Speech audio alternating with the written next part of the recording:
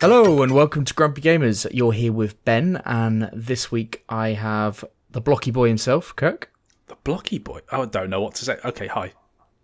And the fluffer, Eddie. Hello. See what you did there. Okay, I got it now. Yeah, I know. Yeah, thing.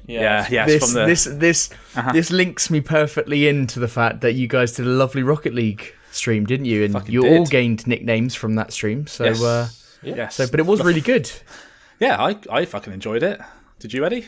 Yeah, I had a good time. I thought it was awesome. Yeah, well, a few drinks involved as well. Yeah, I was pretty drunk by then. Yeah. Yeah, we had a but few it people was turn up, good. and it was good, and a bit of banter. Yeah, there was a lot of banter. I quite liked that. I was chiming in from the chat, trying to get things stirring the pot a little bit. I really enjoyed that. Of course you did. But that was our Thursday stream. So as we've been plugging for the last couple of weeks, we are streaming every Thursday at 7 p.m. And it just so happens that will tie in with this Thursday's Summer Games Fest, because we're doing a live co-streamed event of that, just like we did last week with the PlayStation State of Play, which was also really fun, wasn't it? I mean, I'm not going to lie. I think I was a bit pissed by the time we got to that. Yeah, well, you guys have played Rocket League, and then we were doing that a few hours later, right? So yeah, that was, but it was good, and again, the stream was pretty fun to do. It was much more fun than I thought it was going to be, actually. Like us watching the event together and just talking over it. I thought that was really, really fucking good. Definitely. But if you haven't seen that video, it's on our YouTube channel. So what you should do is pause the podcast right here. Now. Quickly go on the YouTube. No, now pause it. Have a little look. Now you come back, that's good. You decided that was a really good thing, and you go, right, I need to watch this on Thursday when they do Summer Games Fest. Ben, have they liked and subscribed? I think they should have, Eddie, because what they would have seen is a great video and gone, fucking hell, I need to like that. I need to subscribe to it, and I need to watch them on Thursday at 7 p.m. on Twitch. So yeah, we're going to be on Twitch doing that one, and then on Sunday, it's the Xbox Showcase, isn't it? At, again, 7 p.m. UK time. And we're gonna be doing that one. So I'm two that great. One, personally. That one's gonna be fucking great, because Xbox put on a great show, don't they? They put on a great show. But it's not an indie and hopefully, no, it's not. When it's not an indie event, they put on a great show. When they put on an indie event, oh boy, that's quite the workout. So. Yeah, but anyway, so we've got a big announcement, haven't we? And Kirk, you've had a big week yourself anyway, with Kojima retweeting one of your frames, didn't he? Oh yes, that was fucking huge news. It's a kind of like a childhood hero for me, because I'm assuming regular listeners know, and you guys know, I'm a big Metal Gear Solid fan, and Kojima, is the one that made them all. And he retweeted one of my framed games of Metal Gear Solid 2. What a good guy!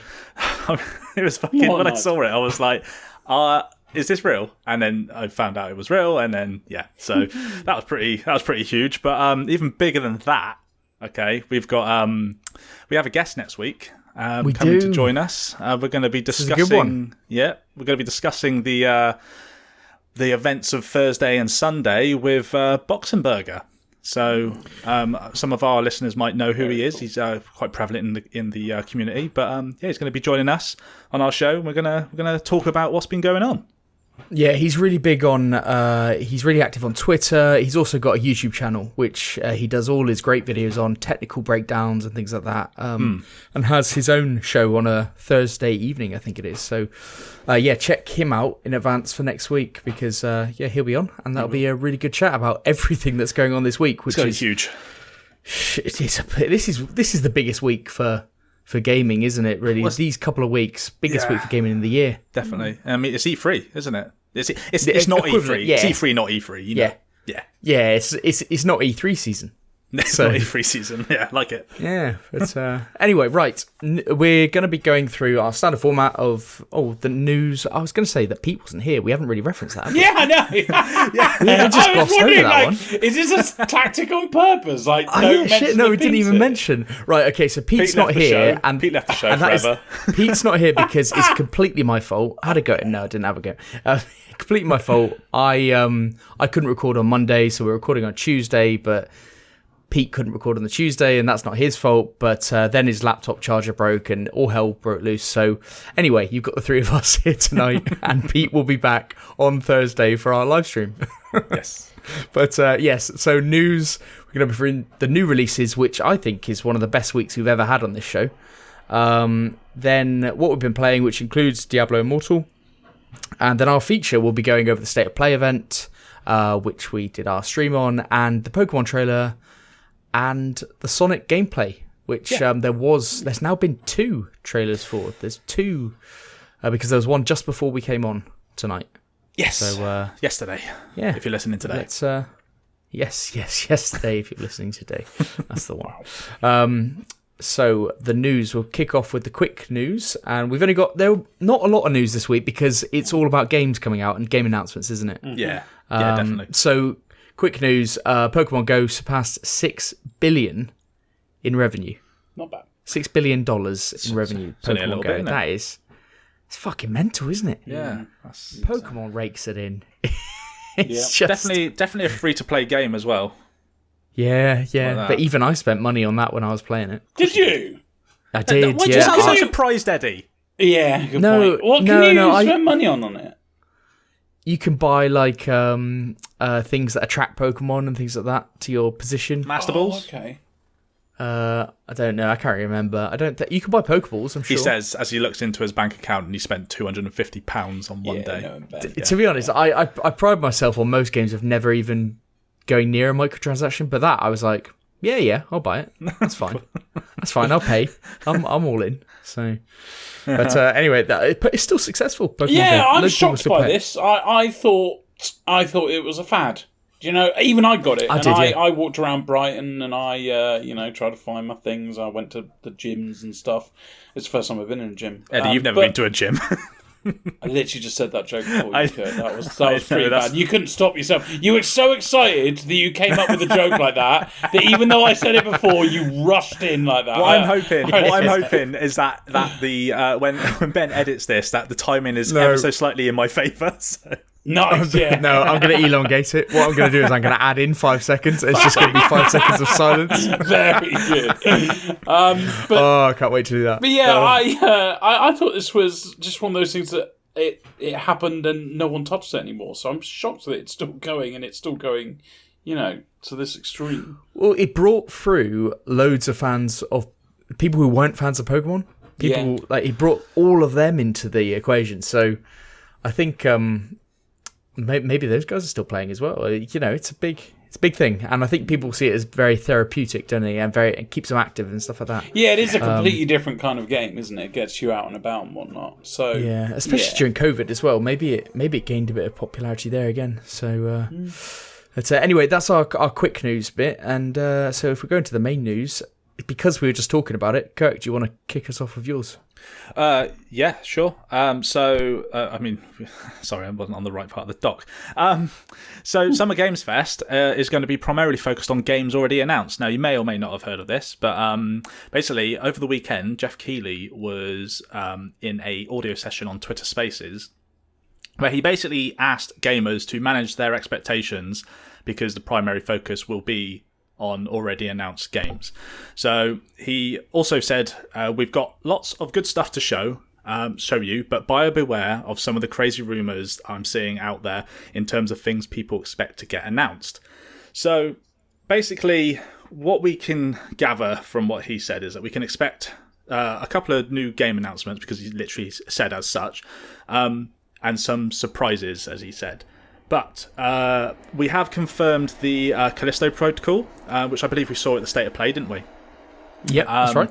So there's going to be gameplay of that. We're going to be seeing a first level playthrough of Modern Warfare 2, which is confirmed. Oh, God. Why are they doing that again? Yeah, I know. I don't stop playing levels for us. They did that fucking last time. They did, and but obviously it's such a thing that they're doing it again. But we're also going to get some long-awaited Cuphead DLC, like first look, because people have been fucking clamoring that for a long time. So. They also confirmed there was a long list. So I'm not going to read them all. I'm just going to name some of the ones that came out to me. Some of the publishers and like studios in attendance and showing things are going to be 2K, Bandai Namco, Capcom, Deep Silver, Netflix, which is a funny one, PlayStation, Warner Brothers Games, and Xbox, just to name just a few of them. So, what are we expecting? These exciting things that haven't been announced already, because still no Nintendo. Nintendo. No, in that is true. List, there is no Nintendo. I did think that when I was looking at the list. I was like, no Nintendo. But 2 years in a row. I mean, they like to do their own thing, don't they? They love those directs. So, but still. I don't think Keighley would ask us to temper our expectations if he knew there was something big coming. I think he's been genuine, because he isn't someone that likes to pull the rug out from people. So, what are we expecting to be there? Now, the one thing that just crosses my mind is that PlayStation are going to be there. Obviously, we've just seen their state of play, and there was nothing first party there. So, are they going to use the Summer Games Fest platform to maybe show some God of War stuff or something like that? Because I'm really hoping so. It would make sense in a way, wouldn't it? But I think God of War will have its own direct. I think they'd be well-minded to maybe show something here, because you're right, the audience will be bigger, I think, for this than their own event. And maybe they want to use their own event to push more of the third-party stuff, because then in people's minds, it's the perception that it's best on PlayStation, even though it's on multiple consoles. Yeah, that's a good shout. So maybe they're using that. It would be really nice. And I do get what Jeff Keighley's saying. He's saying, manage your expectations. It's on games that have already been announced that we know of. But there are so many games, like when we did our episode 83, when we were talking with Dylan about our predictions for this June, a lot of our predictions and what we're talking about was all about games that we know of. Yeah, that's true. We weren't talking about random new games. So and random new games are years away. So you want to hear about the stuff that you already know about but you haven't seen in a while. So I'm still really thinking this could be good. But I do get what you say, that Keighley doesn't want to. I understand, because he'd be shouting from the rooftops if there was something awesome in there. Yeah, exactly. Like last year, he was buzzing at the fact that people were going to get Elden Ring at the end, and they didn't know. Like, there's going to be this massive thing. There's this massive reveal, and it was. Like, that's what it. And there was, and it hit. But they don't have that. Well, it seems like it doesn't have anything like that lined up. But I'm sure that whatever it is that they're putting on is going to be. It's going to be pretty special, because this is the next best thing to an actual E3 that we've got currently. So you're such an Xbox fanboy, aren't you? Why does that make me an Xbox fanboy? I don't know. That's just it in general life. That just everything is. For fuck's sake! That literally has nothing to do with what I'm saying, Eddie. No. Well, I don't think it's going to be special at all.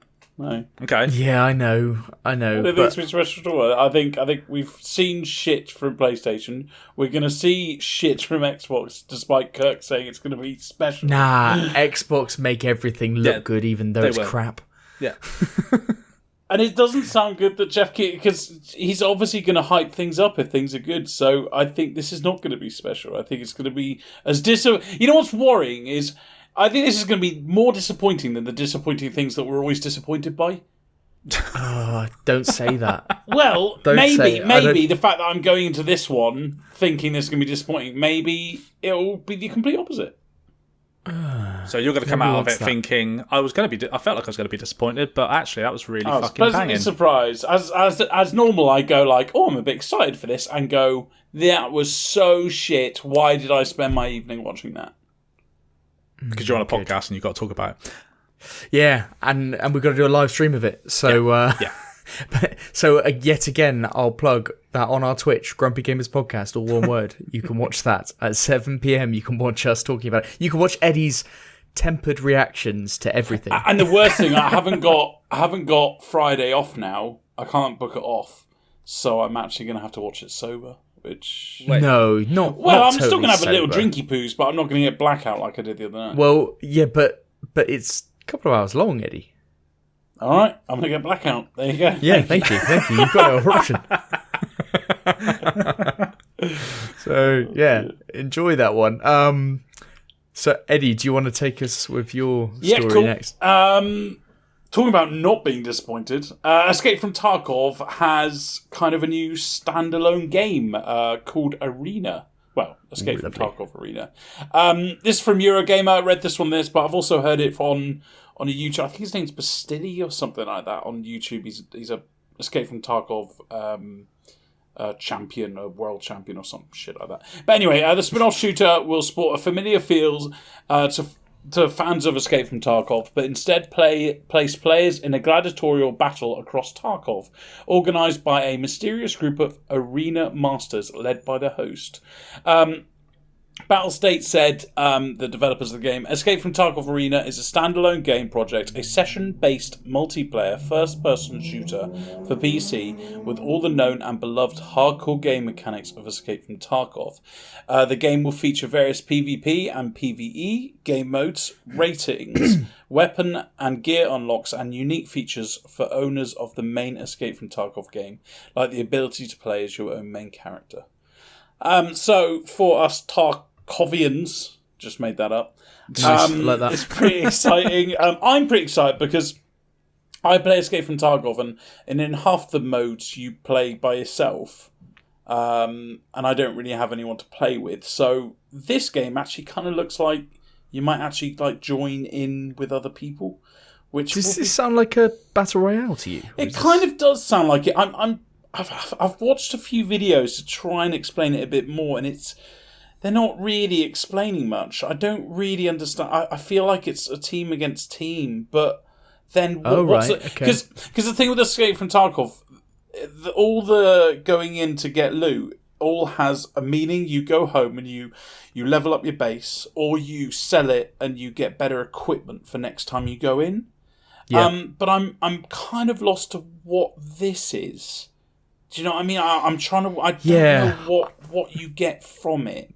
The description doesn't say an awful lot. No. It does say the game will ratings, weapons, gear unlock. So you get things from doing it. But I know what you mean. Like Tarkov is about almost you're going in there to get resources to do things. Like it's actually like a hunter-gatherer kind of thing, isn't it? Yes, exactly. Whereas this sounds a bit more like an upgrade system through playing a battle royale. Yeah, exactly. It sounds exactly like that. So it's going to be maybe Escape from Tarkov players will actually change their vision of what Escape from Tarkov is to build up their loot to get money so that they can take their best equipment into this arena mode, where maybe it does say like there's levels in it, there's something like that. So maybe this is like to build up the levels, so therefore they use the main game to go and get their best loot. Well, I suppose, so the question here for me is, I don't know if you know the answer to this because I don't know if the article actually said it, but it's a standalone shooter, isn't it? So you could just get this by itself.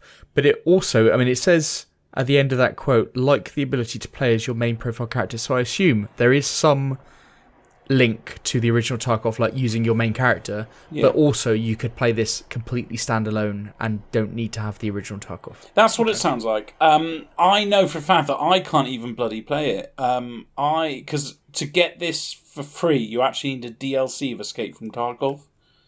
Oh right. So it's a bit annoying. I don't know why they've done that. I mean, it won't obviously be too much of a problem for me because obviously the DLC will be probably 1/10 the price of the standalone. Game. So you just get the DLC and you. Yeah, but it's still a bit upsetting because there's two problems that I have with this, and one leads nicely onto this is the cost. Escape from Tarkov, I don't know how much it costs now. It's probably around the £30 mark. I would imagine so. Yeah, I think I got it for 35, and there's no way around deals because it's its own I don't know what you call it. It's made on its own platform, isn't it? Exactly. You can't get it on Steam or anything. Exactly. So I don't think many people will be jumping on because it costs so fucking much, and it's not one of those things you can dip in and trial, or maybe something that you can get on the cheap. There's no way around it. And that also leads me nicely is stability. Escape from Tarkov is fucking famous for being shit stability, because it's on its own platform. So how the fuck are you going to have all these people, dropping in, doing PvP? Like, it could be a nightmare. It could be an absolute nightmare. However, this may not be aimed at new players and may be about solidifying their current fan base and making them get the DLC. Rather than getting new players altogether, because as you say, that might be hard for them to get with this new mode. But it may draw people on. If it is some kind of battle royale or something, it may draw people over from other battle royales, or maybe even from people that are dropping off Battlefield and things like that. So there are people that I'm sure it would appeal to, but maybe they're just, if you can get it by having one of those DLCs, maybe they're just trying to get people to buy the DLC, keep people interested, and that type of stuff. And it doesn't look like there was much work. Well, I don't think there was much work to do this, because they've got a new map, so I can see that. But it's still, at the end of the day, all the mechanics are the same. It's still having probably the same amount of people involved in each map. Same game. But obviously it's just going to be smaller. And I mean, even in the other ones, you could even do this kind of mode in an Escape from Tarkov map. You could literally just say us four against these four. So, yeah, I don't think it would have been much effort for them to do. They're going to price this as the standalone, probably 30 bloody quid. So, and yet the hardcore Tarkov fans would already have the DLC, so they'll just jump over. So I guess it's kind of a win-win, really. Yeah, I suppose it is. But any idea when that's coming out, or not at the moment? Oh, no, I do. Quarter 3, 2022. So, in the next 3 months. Well, then we'll get your opinion of it, no doubt. I'll give it a try, most definitely. Cool, lovely stuff, especially with your new PC that can handle that type of stuff, right? Yeah, everything looks gorgeous on it. I mean, still, Ben, the stability issues are... Honestly, I put the graphics on all optimal settings, and there's still things that pop in and out, and I research and I go, oh, no, that's not the graphics, it's stability. So, it's... Right. Yeah, it's... Okay. You know what, ages ago when I researched it about the troubles, it did say, like, the reason why they're not going over to Steam and stuff is because apparently it's just so badly optimized that it'll be a fucking clusterfuck to even do it. So, well, I did watch one streamer play Tarkov a while back, and he said that most people who play Tarkov and don't understand what it is, and the fact that it's on its own platform and it's got a cult following, would just play it and immediately go, "This is shit." Yeah, I can imagine. Yeah. So I think there is that fear that it goes over to Steam and gets absolutely fucking ruined. So, yeah. Anyway, that's Tarkov then, I suppose. We'll hear about that in the next couple of months. Now, my story is a throwback to last week. If you remember, in last week's news, I mentioned that Sega were going to make and I quote, big announcement last Friday. And we were talking about it and saying maybe it could be a Dreamcast Mini or something awesome like that. But then as it got closer, it appeared that the general theory that it was more towards some kind of retro console. It wasn't a Dreamcast, and it was actually the Sega Mega Drive / Genesis 2 Mini. Before you go any further, Ben, can I just say, sorry, Hoppelgame, who listens to us, yes, he gave us. He said, "Oh, it's not going to be." He thought it was going to be a Dreamcast. And we said, he did. No. We said it was going to be a Dreamcast, and he said no, it's going to be like a bigger announcement. And then when it turned out to be, it was a mini console. He said we get 100 points. So, lovely old job. That's it. Yeah, that's what I want to say. Can we spend those points on anything? Or? Fucks to give or not give. Okay. I thought that would cost 0 points, but apparently. Okay, got 100 arbitrary points there. I can say, yeah, absolutely. Store those for the winter. Yeah, I mean, I think a lot of people, including myself, would have loved to have seen it, but nobody actually believed it would be. Like the Dreamcast Mini thing. But anyway, like it's this second version of their Sega Mega Drive / Genesis. They already have a Mini of that. Not only that, it's announced only for Japan. There's no Western release kind of even confirmed. So we don't even know that. that exists. Now, some people may be really happy about this, and that's absolutely fine. Like Mega Drive, blah blah blah. People love that. But again, it's the overlook of the Dreamcast. But this Mega Drive Mini 2, and I quote, will include 50 Mega Drive and Mega CD titles, including Sonic CD, Virtua Racing, and Fantasy Zone. That was from Nintendo Life, I think, said that.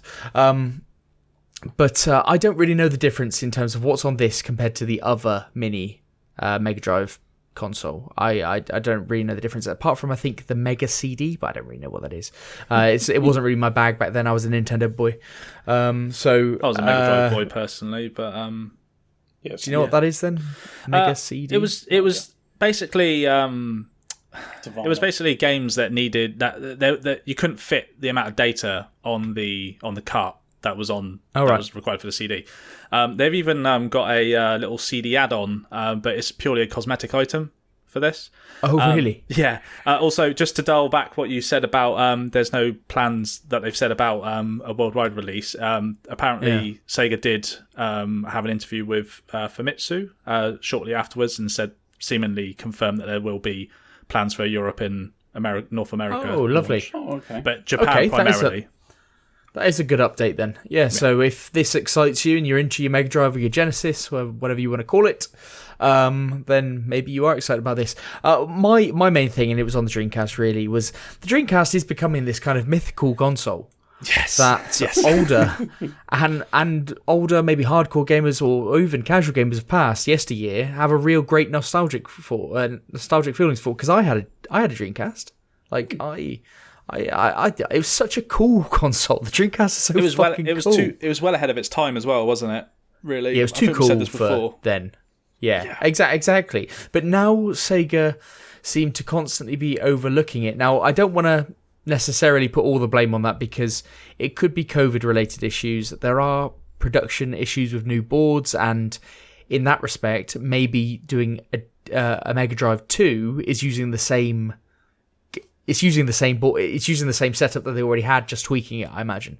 But doing the Dreamcast could be something completely new, and maybe they're still testing the waters. But I fear that these mini consoles have kind of run their length of time now, because we had the NES, we had the SNES. I love my little SNES that I've got. We had the PlayStation 1, which was tragic. And we had this one. I think we may have had one or two others. And now they've kind of gone a bit quiet on it. And they're not... Because there were thoughts of having like an N64 mini and all this kind of stuff. And they never really materialised. So what are the chances that this Dreamcast one's just going to get overlooked as well? I don't think it will get overlooked. I think as you just said, they're testing the waters first. But they're not a hardware maker at the end of the day. But I'd argue that, probably next year a Dreamcast will come out, because that would sell like... You're so optimistic today, Kirk. Where's your usual down in the dead? Is it because Pete's here? You're really happy? Pete's not here. Pete's not here. So you got all the confidence in the world. I've had a boost. No, I've got all the confidence in the world because I had Kojima retweet one of my things. So that's all it took. That's all it took. I thought I was trying to bring him down with calling him Blocky Boy, but no, that wasn't enough. You can't bring me down, baby. That wasn't enough. Oh, damn it. But no, I think we're at the end of the day, we don't have a crystal ball, do we? We're not going to know. We're just going to have to wait and see. All we're doing is just reporting our opinions and our thoughts on information that we see on the internet. And I think that given another year, we might see one. I'd fucking love it. I really would. Eddie, have you got any experience with the Dreamcast? Ever owned anything like that back in the day? I had Mega Drive. That was it. Yeah. Yeah. I got given a Dreamcast by someone. And a load of games with it as well. And I think I had Samba D'Amigo, the one with the maracas. Anyway, it doesn't matter. Anyway, I think I know that. Yeah. Yeah. Samba D'Amigo. Anyway, it doesn't matter. But did you just try doing a Mexican accent? No, it's like... Oh, yeah, I suppose. Yeah, I did. Yeah, I think you did. Leave the accents to Eddie, all right? We know he's the professional. Yeah. Leave it to the pros, Leave it to the pros. Yeah, but that was our bare bones news, because most of the news is contained within the fucking game's state of play, etc. So hang about for the feature, and we will go into that. But let's move on to probably the best week of new releases I can remember. You've said this twice now. I mean, it's a good week. I swear we've had. I think what I mean by that is that they're all good. I don't think there's one bad game, and it covers so many genres. Oh, okay. I think it's got something for everyone. I think So it's what you our mean best is it's week. a very varied new releases. Well, what I'm saying is that I don't think it's like the best game ever or something like that. I'm just saying it's got something for everyone, and they're all bangers in their own right. Okay. Yeah. I think that's Okay. Yeah. I'm pretty sure Elden Ring that week. I didn't like loads of good games come out as well. Yeah, Horizon did. came the week before that as well. Yeah, that was a big week. That was a big week. That's Sure. a big month. But That was a big month. Right. it was a big month, Gurk. It was a But big this month. is the But best game, week. This is you the can best. remember. So The very best. in a year and a half of us doing this. Absolutely. Yeah. Very best. Yeah. Right. Best of the best. Okay. Recency let's bring bias. Here we go, baby. Let's bring the best week ever. See how happy we all are when Pete's not here. First game, The Cycle Frontier, coming out on PC June 8th. The Cycle Frontier is a free-to-play PvPvE extraction shooter driven by suspense and danger. Prospect for resources and other riches on an abandoned alien world ravaged by a deadly storm, inhabited by monsters, and frequently raided by other ambitious prospectors. This looks great. People are calling it Tarkov in space. I can kind of see why, because it's like a get in, get your stuff, and get out sort of thing. But, I mean, Tarkov is, I would say, the biggest focus is on the healing aspect and the realism, and this this doesn't look 100% real. I'm also trying to find the point in the extraction of materials. It doesn't give much away on the description, and another thing that worries me is I've looked at their previous games, and their big one that they boast about is Dreadnought, and that is really quite badly received. It's got mixed reviews on Steam, for example, but if I wasn't to look at logic, I would say this looks really good. Well, what I would say is there was a beta for this, closed beta, and streamers got to play it, and I think it went down really well. I actually came across this game being played by streamers about a week ago, and I didn't, because it said free to play. Obviously, I didn't give it the attention it deserved. But also, I just for the 2 minutes I was watching, they were literally just traveling in one direction, so I gave up. But right. Yeah. I don't know. It's the free to play aspect, isn't it? What do you think?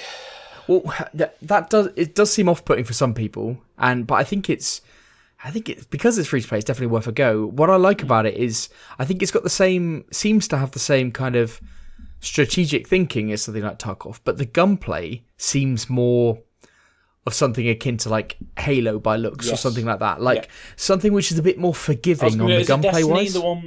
Yes, I thought that. Yeah, I thought it. Now, I'm not saying if you actually played it, it might be like that. It might be quite sluggish. Might not feel like that, because Destiny is a fantastic actual shoot. The gunplay in it's fantastic. But it looks more like that. It looks more forgiving in that respect, and in that regard, I think actually I like the sound of Tarkov, but if you just dialed back the realism, because actually that's the part for me, it's like I haven't got the time to dedicate to that. Yeah. So this actually looks really fucking good. Even it looks so good that it doesn't have direct controller support on Steam. I've already gone on and found a YouTube channel that has a video that tells you how to set up the controller optimally that they found to use for it. So you can use a controller of this game. It just takes a bit of tweaking, but I found a YouTube video so I can get on it straight away. Looks fucking good, and that's why we've started this week off with a fucking bang. Kirk, any interest? I mean, it does look quite good. Yeah. I just it is free to play, so maybe I can dabble and see. Yeah, cool. Assuming I can find some time, but it's definitely not something that normally I slate games that I don't like the look of or would never bother playing just because I'm a bit of an arsehole. But no, this could. I was going to say arsehole. Yes, you are an arsehole, but also, what's quite surprising for a game development company that aren't that big, who have only developed a couple of games, doesn't it look really good? Yes. It looks really, really good. what I I mean, mean? Pete said the lighting in it Yeah. got to him like, oh, that is Yeah. really good. I couldn't Pete's a big believe fan of lighting. Yeah, big quite fan surprised of about that. Right, moving on. Next game that Pete's a big fan of, Star Wars Knights of the Old Republic 2, coming out on Switch, June 8th. This is the game that came out in 2004, very highly rated. Pete loves it, and Ben, you loved this one, didn't you? I do, yeah. Are you going to get it on Switch then? I think I might. Depends what price it comes out at. I don't want to be because I'll probably get it, not to necessarily play it now. So I just want it because this game doesn't get ported that often. Like what we would say about the first Knights of the Old Republic, it was on every fucking thing. It was on. Get it on Android. You can get it on iOS and Android for fuck's sake. So that came to the Switch. It's like okay, well that's kind of expected. And then Pete and I have said a couple of times on this podcast, where is Knights of the Old Republic 2? Yeah. And now it's kind of, it was announced a couple of weeks ago, and now it's coming now. So excellent game, which carries on and is a direct sequel in storyline as well. So anybody like the first one, or even if you didn't even play the first one, you just want to play the second one, it's can't go wrong. One of the best Star Wars games ever released. Oof. Oh. Yeah, without a shadow of a doubt. Yeah, I think it'll be top 3, top 5 best Star Wars games ever. All right, okay. So big 5. Top 5 isn't really a good comment about Star Wars only games, is there? Is it not? I don't think that's a big comment at all. There's probably only like 20. You got 2 Knights of the Old Republics. Yeah. There's the one there's played. millions of Star Wars games. There's Rogue Leader, Rogue Squadron. There's Battlefield 1, 2. There's or Battlefront, whatever they're called. Battlefield, yeah. There's the Bounty Hunter games. There's fucking the Jedi Knight, Jedi. Oh yeah, the Jedi Knight. So Jedi that's Academy, probably number 1. Then fucking Force Unleashed 2. There's fucking thousands. Not of good them. ones. You're naming all bad ones. You named one good one there. Yeah, exactly. And this is top 3, top 5. It's not top 5. You're not fine. Fucking hell, guys. Moving on. Green Hell VR coming out on Steam VR. June 9th. Green Hell VR is an open-world survival game set in the Amazon rainforest, based on the successful PC title Green Hell. You are left alone in the jungle with no food or equipment. To survive, you must learn real-life survival techniques, and crafting weapons can be a matter of life and death. I think this looks fantastic, actually. I love that it's VR and it still looks good in the videos. Obviously, you don't know until you're in VR, but I bet it will look good.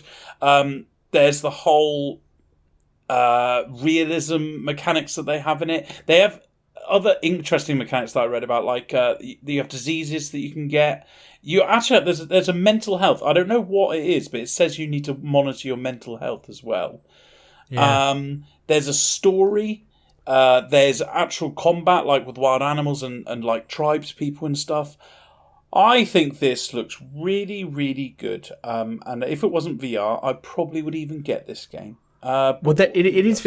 I mean, the game has been out for ages, Eddie. You can get this game. Yeah, you can get this game. This game's really well known. I've never heard of this game. I mean, type it in. It's on everything. I'm literally on Steam right now. It might even be on Game Pass. I don't know. I mean, I'm not sure. I'm not sure that's the case, but it did say in the blurb, based on the successful PC title Green Hell. So yeah, green. But it's on every. It's on console. Why, it's I on thought everything. that was a book. It's on Switch for fuck's sake. One thing I was just want to say. One thing that I immediately noticed with this. 20 quid. Fuck's sake. I love the fact that even though this is in VR, you've still got full arms on you, unlike that Horizon demo. Oh, yes. Very good. I'm very actually good. looking at the screenshots now. So if this game is the actual Green Hell game, but in VR, if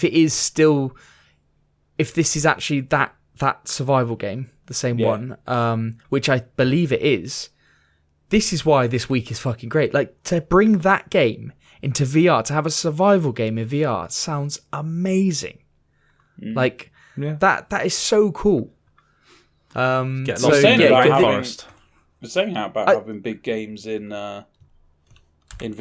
And imagine a VR, but like a VR game, a survival game, is all about like immersion, isn't it? A survival game. Yeah. Imagine that in VR, a survival game in VR sounds so fucking good. So, like this is the type of thing that needs to come to VR, like full immersion games like this. where you get, because people in survival games drop so many hours, don't they? Yeah. Yes. So this is the type of game that VR needs. So yes, that's why this week appeals to so many people, because games like this are coming out. But I think it's a solid 7 out of 10, 7, 8 out of 10 kind of survival game for most people, and I think some people absolutely love this game as well. I actually, when I just went onto the Steam website, and I have had some huge flashbacks, and I know exactly why, because I've typed it into our Google Docs, and you told me about this in June last year. Right. As it came out on PS and Xboxes. And yeah, I said, this looks fucking incredible. So I knew I saw it. Go. I've obviously seen it somewhere. And also, interestingly, it was on a Switch sale on the 29th of November as well last year. Yeah, I think we've had this conversation multiple times. I think probably every time I've gone, yeah, the game's already out. Yeah, the game's already out. Brilliant. And every time I forget. Because that's the problem with this bloody podcast. I don't, keep my notes for later. The amount of times I've gone, didn't I really? Oh, what's that isometric shooting game that we announced 4 weeks ago? I keep on forgetting the name of it. The one that looked really good. Yeah, the one that looked really good. Yes, that one. Anyway, listeners, if you know what I'm Yeah. talking about, let me know, because I really want to play that game, but I can't fucking remember the name of it. Right, next. Mad Shot, coming out on PC, June 9th. Mad Shot is a fast-paced, acrobatic, road-light shooter. Survive the ever-changing road through Cthulhu.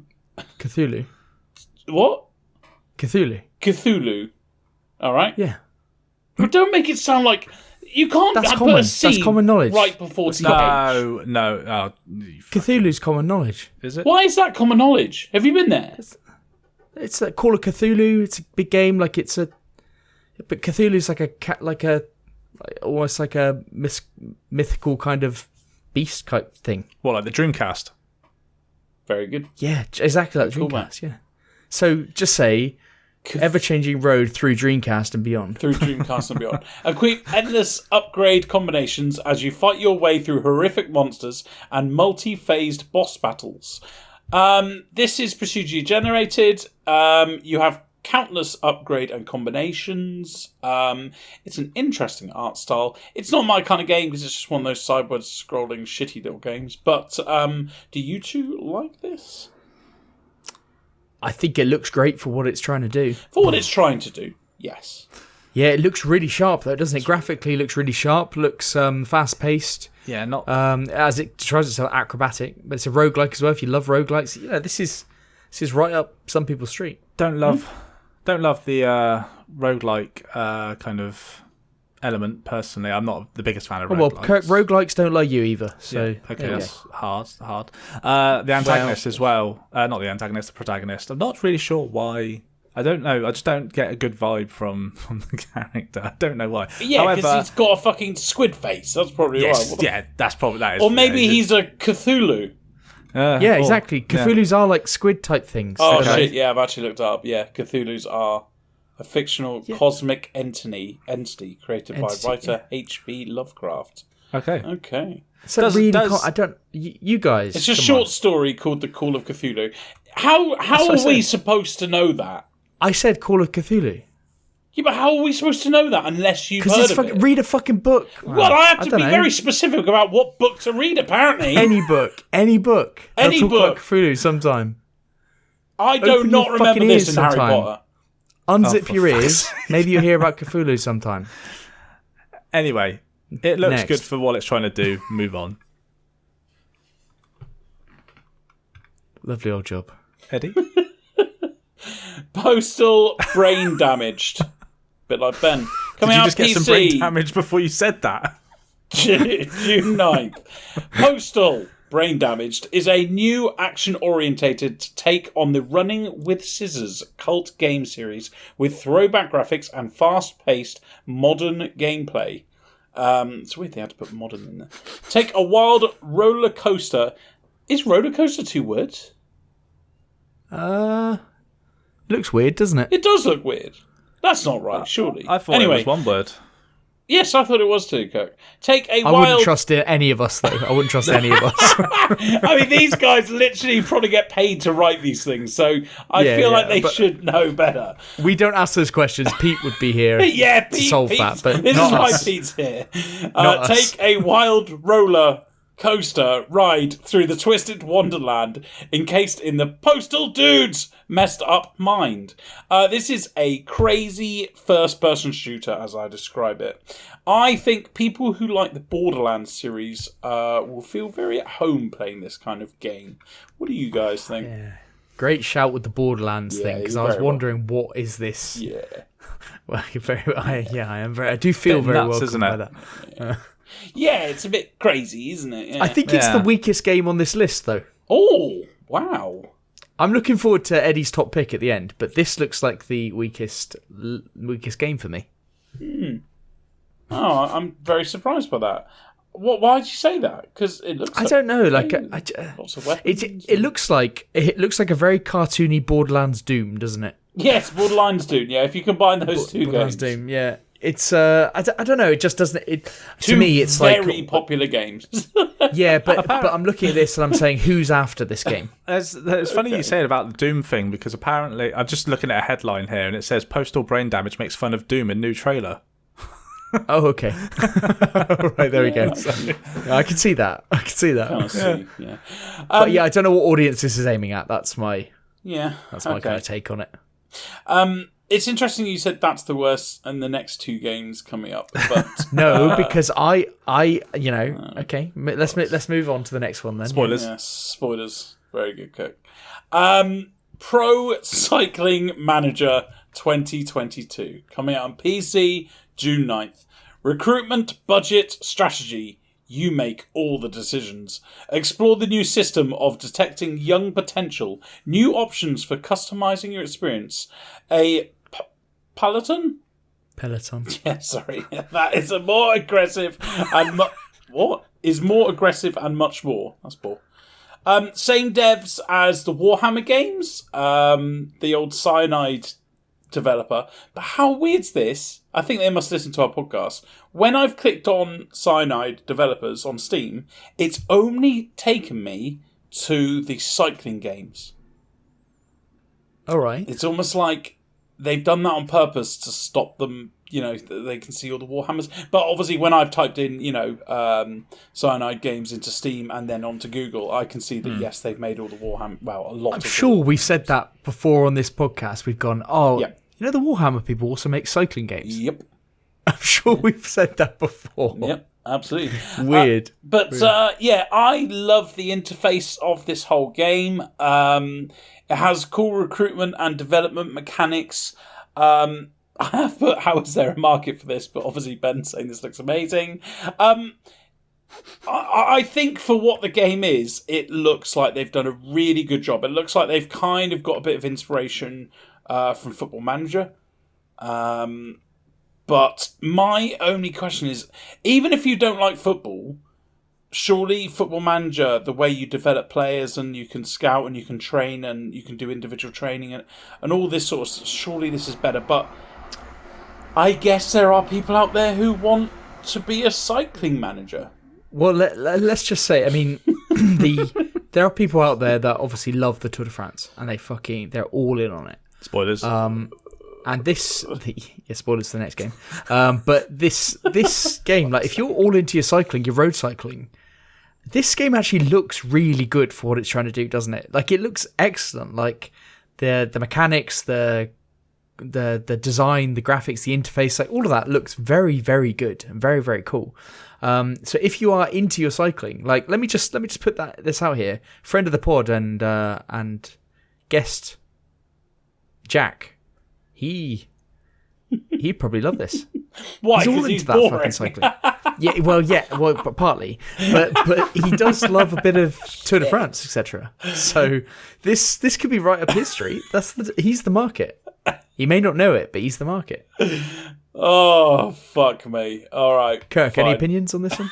I have no opinions on this kind of thing. I mean, Brilliant. Okay, next game. Sorry, but Next Football game. Manager bores the fucking shit out of me, and This being a isn't cycling Football manager. That's fine.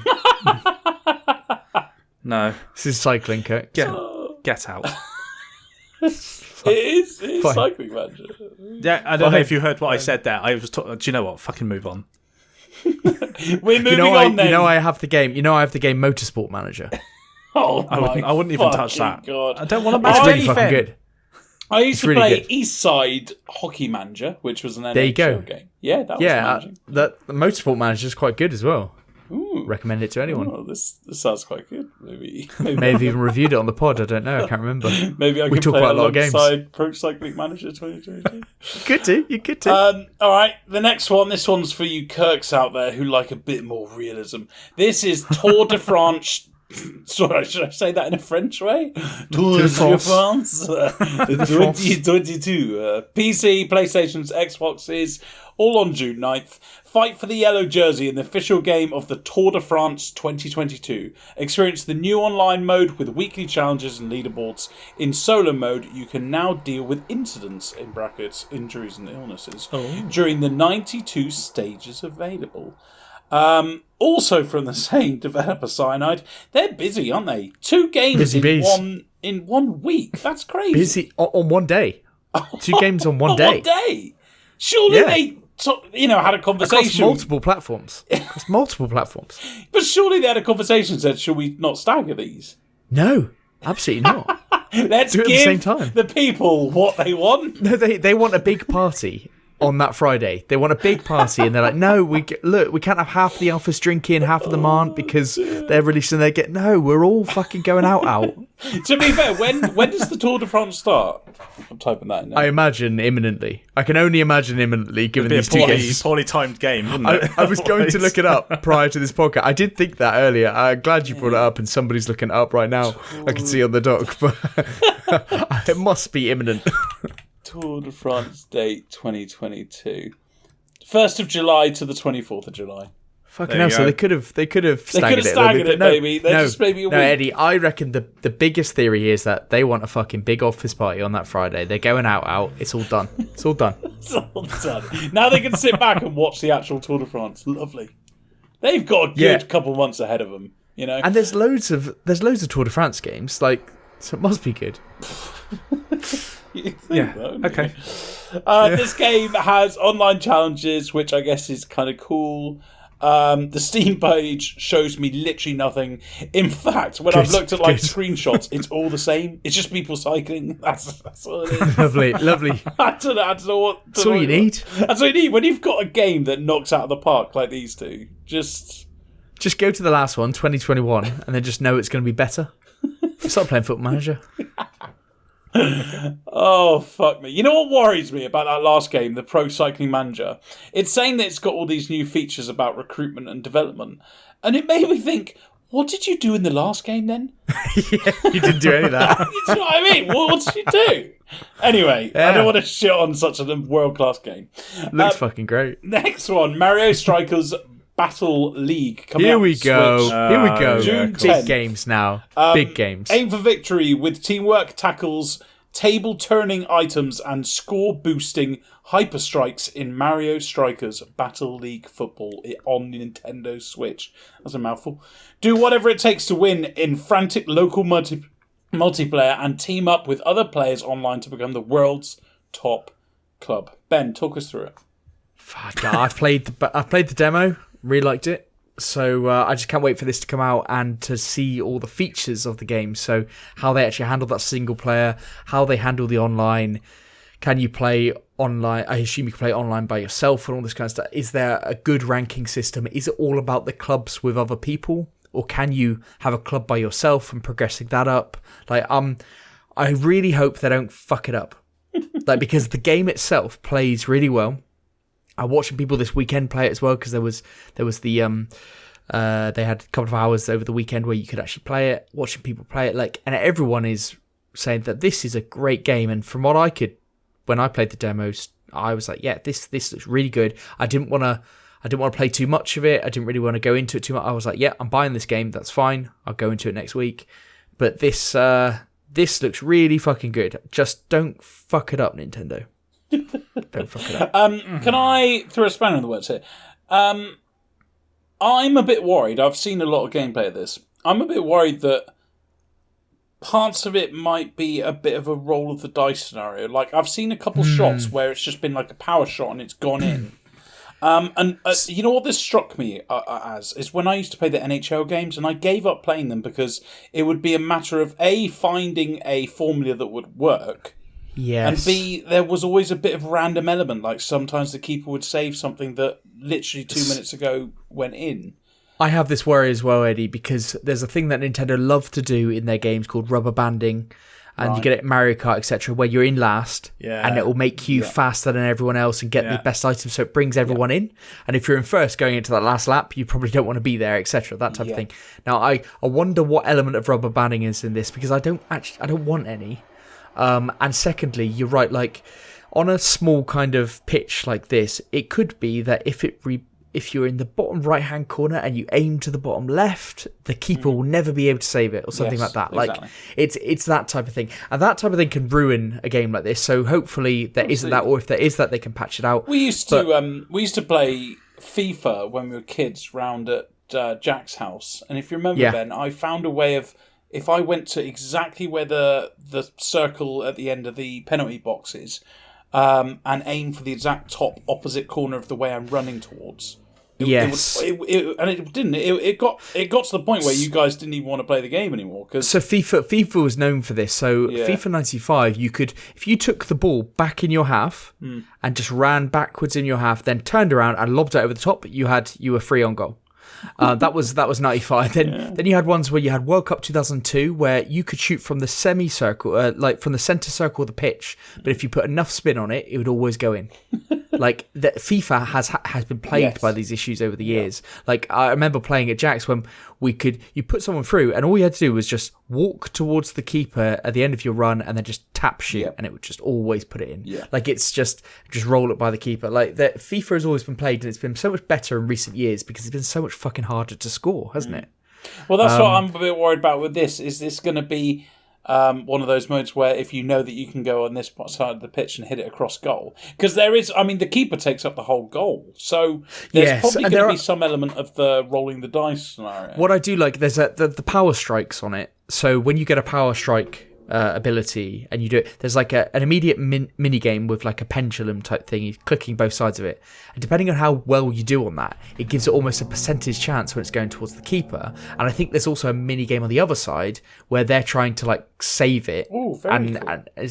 So I think there is quite a lot of intricacy, and also I do think from this there seems to be a very high skill level where you can actually be really good at the game. So I'm more looking forward to this than I was Mario Golf and Mario Tennis and all those kind of ones, which didn't hit it to the levels that I wanted them to. I think this is going to get more into the action, and it's really, really good so far. So I'm really confident. I'll be talking about that one next week. Wow, there you go. Next one then, The Quarry, coming out on PC, PlayStation's, Xboxes, June 10th. When the sun goes down on the last night of summer camp, 9 teenage counsellors are plunged into an unpredictable night of horror. The only thing worse than the blood-drenched locals and creatures hunting them are the unimaginable choices you must make to help them survive.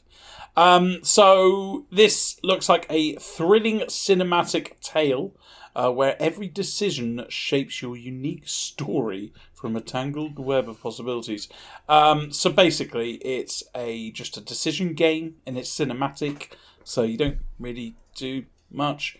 But I know that you guys like these kind of games, so did you like this? Kirk, did you play Until Dawn? I did not, no.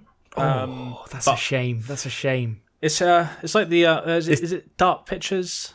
Are they the...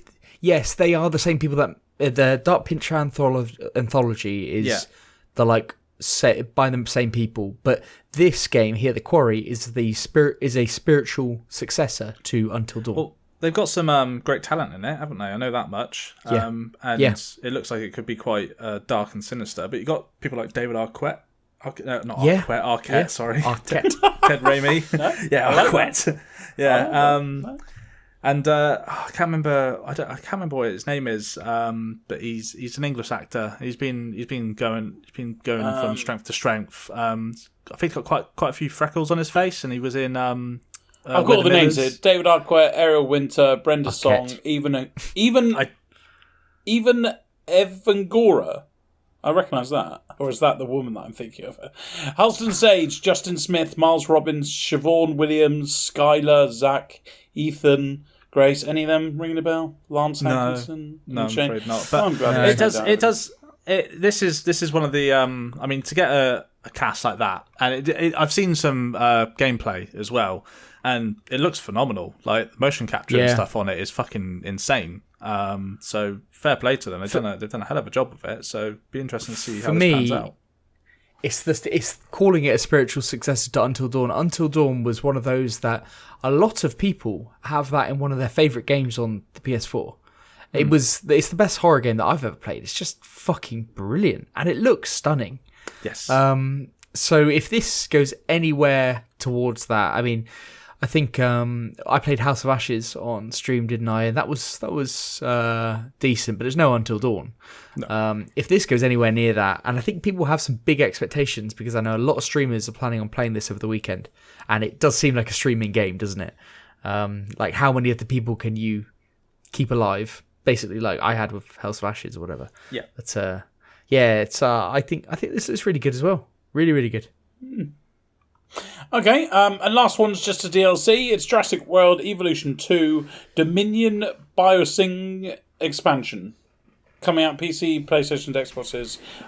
It's a new campaign inspired by the events from Jurassic World Dominion, which is a bit surprising because I've played Jurassic World Evolution 2 and I thought the whole game was inspired by it. Like, you're capturing dinosaurs that are in the wild. So I don't really understand that. But there is a new campaign and there are new species and stuff as well. You still playing that game, Eddie? I am not, only because I bought a new game this week. What? And it... yeah. That's not unusual, guys. Yeah. If you look at my past history, I think I bring a new game to the table every single week. Eddie plays a new game every week, Kirk. I don't know. I mean, there's certain people that don't do that. That seems like shots fired in my direction, but... Kirk, I've just scrolled down and I do see that what we've been playing, you have a big blank table. Yeah, we'll get to that when we get there. We'll get to that. My pick of the week, you know what? It was Green Hell, because I was like, VR. Then I was like, this is incredible. Then Ben told me that it's actually already come out and I was disappointed. So I was going to give it to the Cycle Frontier, that PvE game like Tarkov. But then I thought, no, Green Hell...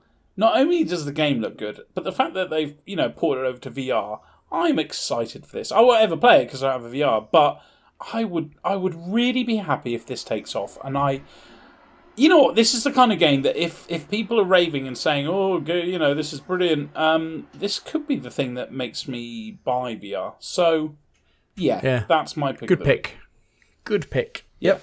Nice one. Obviously behind Pro Cycling Manager, but I did think maybe, just maybe, you might go Pro Cycling Manager. You know what? It's the interfaces. The interfaces look so good. Like I would love to be lost on them for an hour. Like trying to find the next big thing. I'd fucking love that. Yeah. But I've got Football Manager for now. Anyway, that's it for new releases. Looking forward to what we've been playing for Kirk. Yeah, good fucking week there, Kirk. Do we want to start with what you've been playing then?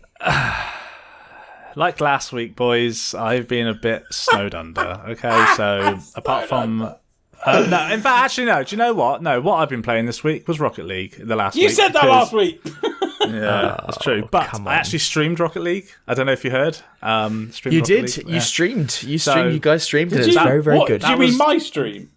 Live on Twitch, that Eddie hosted, yeah. My stream. I had the video, I had the recording. Everything was me. You just joined in my game. That's literally what happened. You were even late.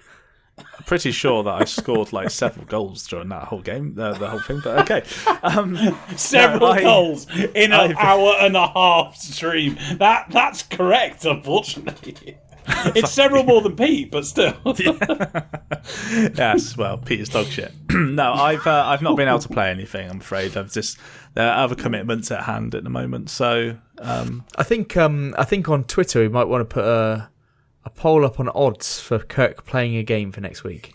You do realise that kind of peer pressure will not.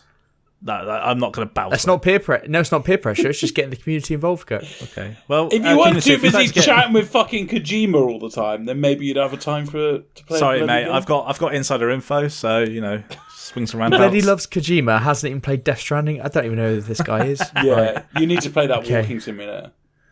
You haven't even played Death Stranding. Oh, I love Kojima. Oh, he's amazing. Oh, that's so cool. Oh, you retweeted. No, but you don't even play Death Stranding, man.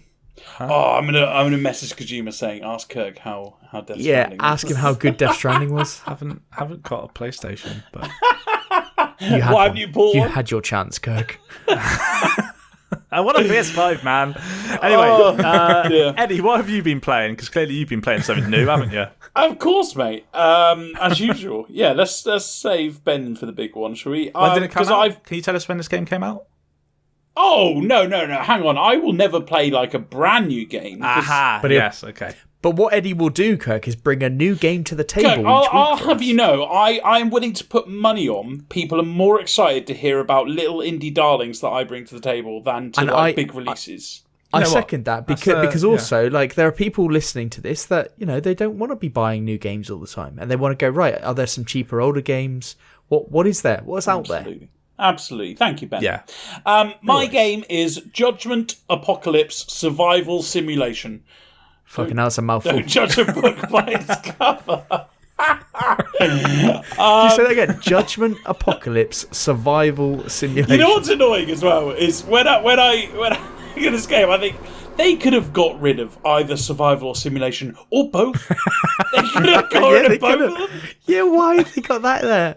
Like Judgment Apocalypse. I suppose what they're trying to do is capture people on Steam typing in like survival. Oh, I want a survival simulation. Yes. That's it. That's what they're doing. Oh dear. Right, this came out in April 2016. The developers are Sun Crash by the looks of it. They've made one other game, but they did make a game last year. So it shows that maybe they did actually get some money from this game, which is good. For people who don't know it, which is probably 99% of the population, it's a colony management / simulation game. I've put / simulation because it's in the title. It's not. It's a colony management game. But it takes place in the midst of a demon apocalypse. Yeah. Lovely. So it's got the usual kind of mechanics of all survival games. You build up your base and you defend it and you have people. These people all have backgrounds and they have skills that you can improve through training or by just keep on doing things. What's the viewpoint? Is it like RimWorld viewpoint? Yeah, exactly like RimWorld viewpoint. So is it top down? Yeah. Top down, yeah. Yeah, let's call it that. So yeah, it's that viewpoint. It's all about kind of building up your base and building it well enough so because you have waves that come and attack you of these demons. So it's all about making sure your people are equipped with the right weapons and whatnot. The combat, though, moving on to that, is really good. You can obviously, as you guys know, I love old equipping weapons and armor and stuff. But they also have equipment that you can boost to certain things. They have a cover system like in XCOM. You got, your half cover and your full cover. But it's all real-time combat, which is quite cool. You can use the environment to help you as well. You have certain things that you can use to help you in combat, so not every single battle's the same, because you can go on the world map and scavenge and help people and all these sort of things, like in all kind of games. Like RimWorld, you can go and help people. It's just like this. You can go and do that. You can go to certain places to get certain loot, which will help you a lot in the base. And each map is different, which is really quite good for a game that this game looks like, which I'll get to in a bit. They also have an interesting... Oh, and on the world map you can get ambushed, which, as you guys know from my Weird West review, I fucking love. It has an interesting research and rituals mechanic where you can use your research points in rituals to do certain things like grow trees quickly or help you out defensively or maybe spawn something. So that's a really cool little added mechanic that they moved on. I guess it's kind of focused on that on the whole game. That's why they went down the whole demon route. It's a good game, but let me say about the negatives. The graphics looks really quite bad. It looks like a game that was really quite bad. really quite bad. Yeah, because I don't want to. Kenshi looks really bad, and that's a good game. Exactly. I mean, yeah, but let's put it this way: like RimWorld is bad graphics, but it looks nice. But it's still sharp. It's sharp and popping. Well, this game looks. It looks really quite bad. It's too easy or too hard, I found, which is, I know sounds a bit weird, but certain situations, I mean 90% of situations you just think this is so fucking easy, and then all of a sudden all your people die in another. So I don't really understand how that's happening, but hey ho. Everything seems to go way too quickly. This game's been around for 6 years, so I'm shocked that the developers haven't listened and find out why is everything going so quickly. Why don't we just slow it down? You could literally double the time it takes to build a building or to chop a tree down, and then people will feel, I don't know, more relaxed or maybe more in control of what they're doing. But that really pissed me off. And I've been watching a RimWorld lecture this week, as I often do. I'm sorry? The creator of RimWorld had a lecture a few years back, and he was explaining how he made the game and what's so important. It's for RimWorld University. No, it's a talk at one of these gaming events. It's a good hour-long one as well. It's quite interesting. But he made this point of what he tried to focus the whole game around is not creating new mechanics to make people happy, but to keep the core aspect of the game is that you get attached to your people, and therefore everything that happens in your head really helps the imagination because you're really attached to that character. This game doesn't have any of that because you have your backgrounds of each character, but you get people so quick that you don't give a dump if one of them gets killed. And people die so easily that it's one of those you don't want to get attached to them because you think, well, this person could die in a minute. So yeah, those are the negatives. But overall, it's £15. You can pick it up for less on one of the websites, which I did. I think I got it for about a tenner. It's 72% on Metacritic, and it's mostly positive on Steam. So my point is, I've had this on my wishlist for probably 2 years. I've always kind of wanted to play it. I'm glad I have. It's not a world beater, but it's a new colony management with different mechanics. So if you like your colony managements, this is well worth a buy, I think. I'm not gonna lie, that was an emotional roller coaster. You you always say that about my reviews. You started so strong, what it does, mechanics are very good, tactical combat, cover system, lovely environments, blah blah blah. Then the negatives were really quite damning. Through to, it's got quite good Metacritic score, and then give it a go if this is your turn. Yeah, because Ben, that's exactly how I feel. I think mechanically it's a good game. I think the negatives really put me off. There are times when I'm playing this game that I go can I be bothered anymore? Because this is really immersion breaking. Do you know? And when someone dies really quickly, and I go, immersion juice. Yes, exactly. I'm fucking like the desert over here. Yeah. And then someone dies, and then you go, what's the point? But then you go, actually, it's really cool that I can do a ritual now and do this, or maybe I should have put these guys behind cover. So my review is like a roller coaster because my opinion of this game is like a roller coaster. Okay, and like the name, the up and down judgment, apocalypse, survival simulation. It's like 4 words that have no business being next to each other. Maybe just put, you know what, you can even close your eyes and put 2 of those words together, and that should be a better name. Apocalypse simulation. Yeah, because that makes perfect sense, because it is the apocalypse and it's a simulation game. Yeah, perfect. Judgment, survival. Yes, absolutely world class. What a name. Brilliant. Okay, any other name they could have done it. Any Fine. Any other name. But they didn't. Well, thank you for that one. So I assume you're not going to be continuing playing that one. You know what's funny, right? So, Ben, I told you this in private on the old golf course, but I've been waiting for Pete's game. Pete bought a game last week called Kaplurth, I think it's called. Now, Pete messaged me, and I looked at it, and I went, fuck, this looks amazing. And I was in between games, so I was playing that Jurassic World, but I wasn't really, into it like I like to be into games. And I was like, but this Cuphead looks amazing, so hold off for a week. I want to see what Pete says. And then it comes 5 days, and then Pete says, I can't do the podcast. And I go, oh, fucking hell, I'm going to have to buy a game. So I bought this game, which I'm really glad I am. But Pete's not here, so I'm going to actually force myself to play this another week so that I can hear Pete's review of Cuphead, know that this is an amazing game, and then sink hundreds of hours into that. Okay. Good, yeah, because I know you're excited about that game. I am, and I'm excited. And it's my fault. It's my fault that Pete's not on the pod. It's fine. Pete's got 2 weeks worth to tell us about next week. So yeah, well, hopefully, because I know he was raging about it to you, wasn't he? He was saying it was really good. So stay tuned, listeners. Cool. Right. Good. So my game that I've been playing this week is Diablo Immortal, and it came out back end of last week, and it's a free to play game. That's like the important thing on this one. And what I'd say is that if you like Diablo or you like dungeon crawlers and you haven't played Diablo, but you're not a hardcore Diablo fan, you're casual, maybe you like to play a game for 20, 30 hours and go, yeah, that's good. That's I get my fill out of that game, and I don't want to take it to the end game and the PvP and all that type of stuff. That's not really what I'm about. If that's you, then I really think this game can appeal, and I think it's very, very good. The trouble at the moment with this game, I think, is that you hear a lot on the internet about microtransactions. Have you guys heard about this? Have you guys heard about the negativity on the microtransactions around this game? No, I haven't. No, not from the game. No.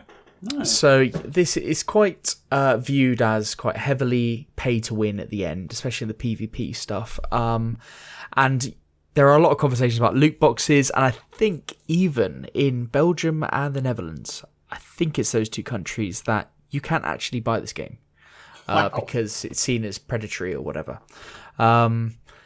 But I'm kind of saying that if you fit the description that I said at the start of like the 20 to 30 hour player, then I do think this is really worth having a go, and it's actually one of the best mobile games that I've ever played. I mean, I'm not a massive mobile game aficionado, but one of the best ones that I've played. I think the issue that you're going to get with a mobile game, though, and especially a free-to-play game, is that people go in and they kind of expect too much from it, I think. I think when you have a free-to-play game on mobile, you're kind of expecting microtransactions and that type of stuff, aren't you?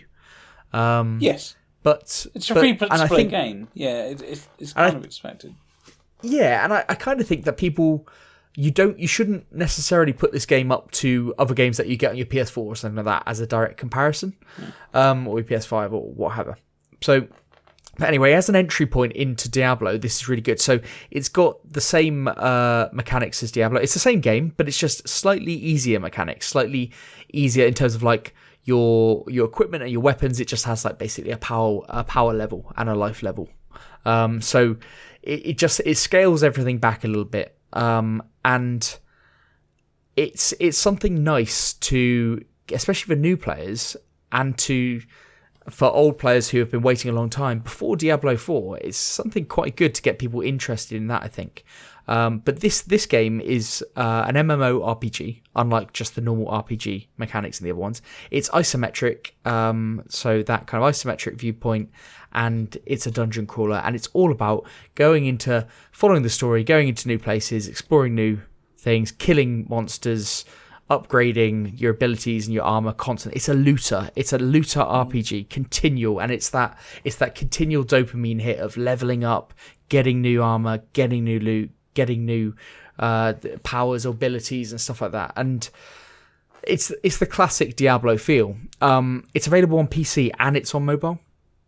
And I did download it on PC as well because it's cross save, so you can play a bit on mobile, play a bit on PC. Cool. Looks really nice on PC. I'm pleased about that. But the big sticking point with me was that I played by controller. And on PC there's a bug at the moment, so the controller axes aren't working. So you can't really play on PC at the moment. They'll fix that inevitably. But I have been playing on my phone with a grip that I attach my Xbox control to. So I've been playing with Xbox controller and it's worked seamlessly and it's really, really very good. I haven't played with mobile controls, but I also hear that they're manageable. But I definitely... Would that work?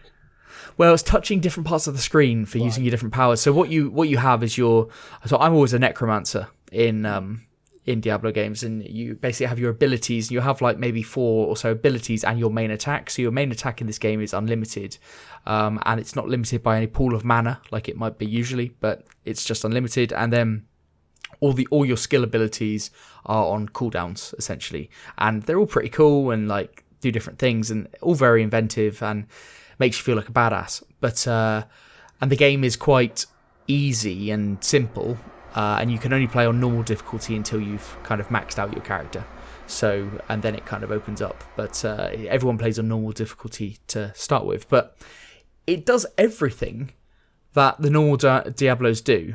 So if you've played Diablo 3 as your last Diablo, this definitely has the same in terms of story development, places that you go to leading you to the places, and the way it looks and feels. It's all very Diablo 3. It's pretty solid graphically, even though it's a mobile game. Yes, it is. It doesn't look as good as Diablo 3, but but Diablo games don't need to look good. That's not what they're about. And as I said previously, it is a light version of Diablo, so the mechanics are all kind of scaled back. It's a mobile game at the end of the day. And it works like that, and that's really good. I think it feels a lot better than Diablo 2, and that's the last one that I've played. And going back from 3 to 2 was quite a big jump, and so this is obviously a bit progressive. The main thing on this, though, is the MMO aspects and the matchmaking system for the multiplayer in the different dungeons. It's very quick and it's very good. Like I've enjoyed it. I've enjoyed just easily matchmaking with people, going in there, doing a quick dungeon, and you're out. And the game just seems to be offering depth after depth. Like it keeps they keep adding more into it. Now I've got a level. I'm in my early 30s level, so max level 60, and I've got like a 34 level character, something like that. And so far, like, I've just been having fun.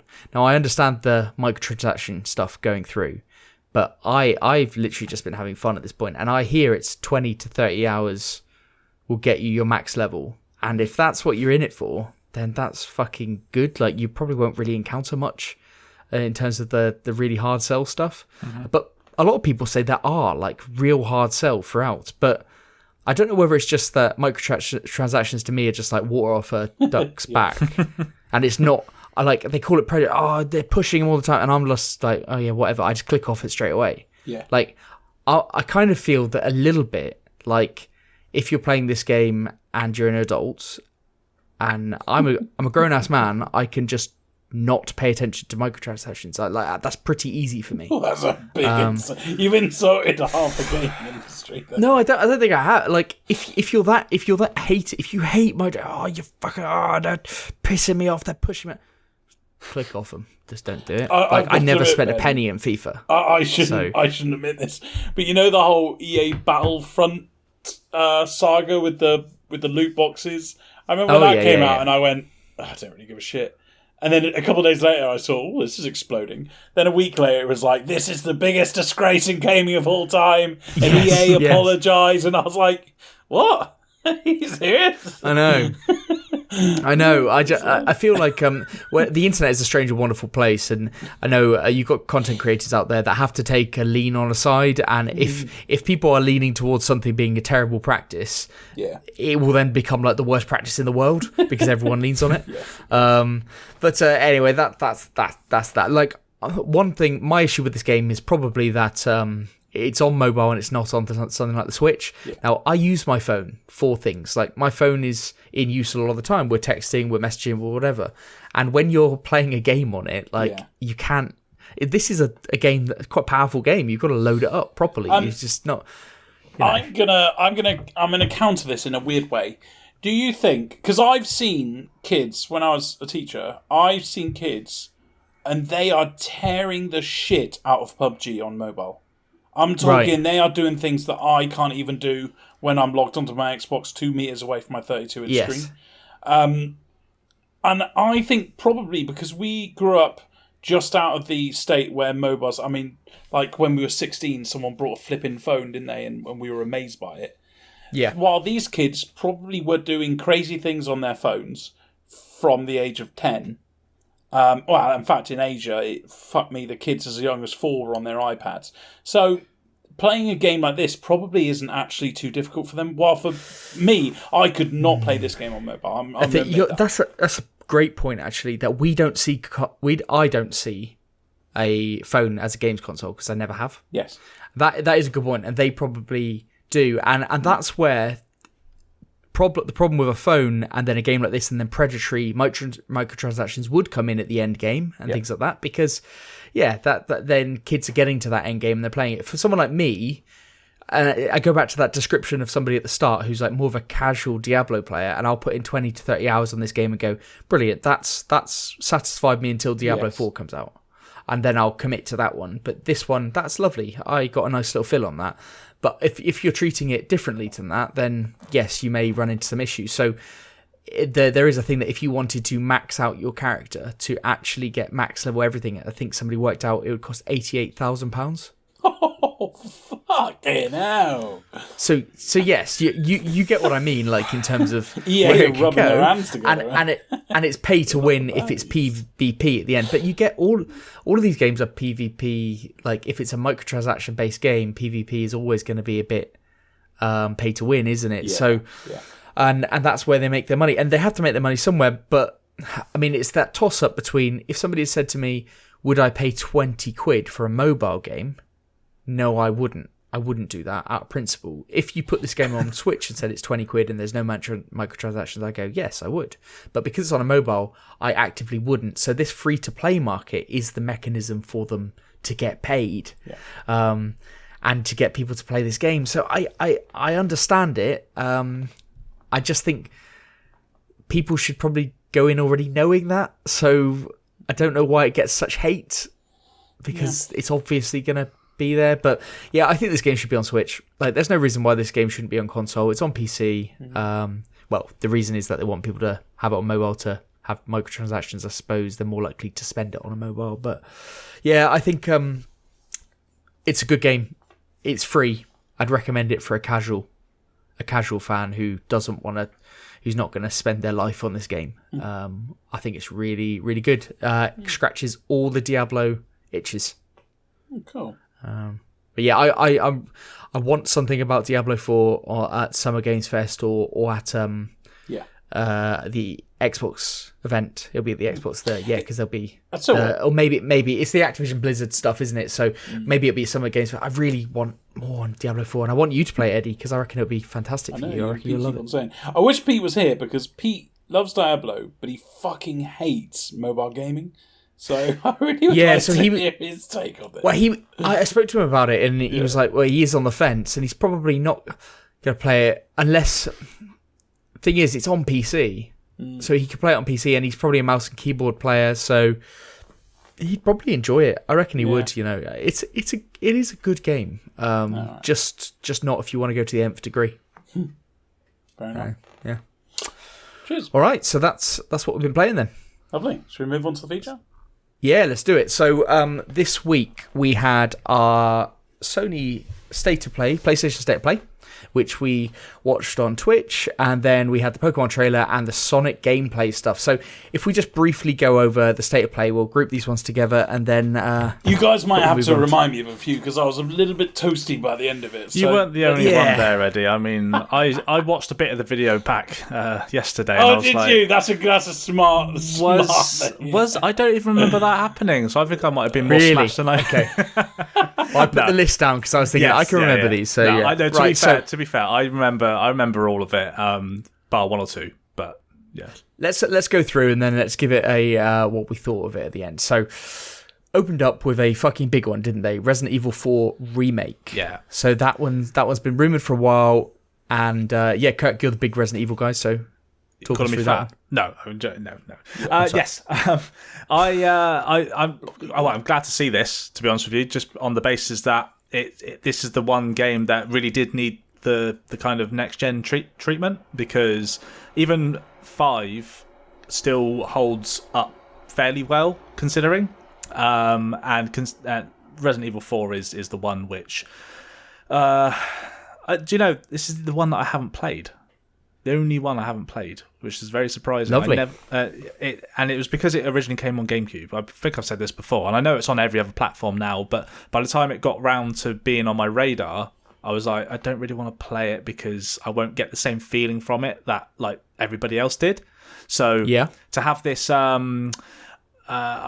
can't remember what Capcom have called it, but it's not a reimagining and it's not a remaster or a remake. It's something else that they've called it, which is quite clever. Have they called it something else, have they? Yeah, it's a re-something, but they haven't... I can't remember what it is off the top of my head.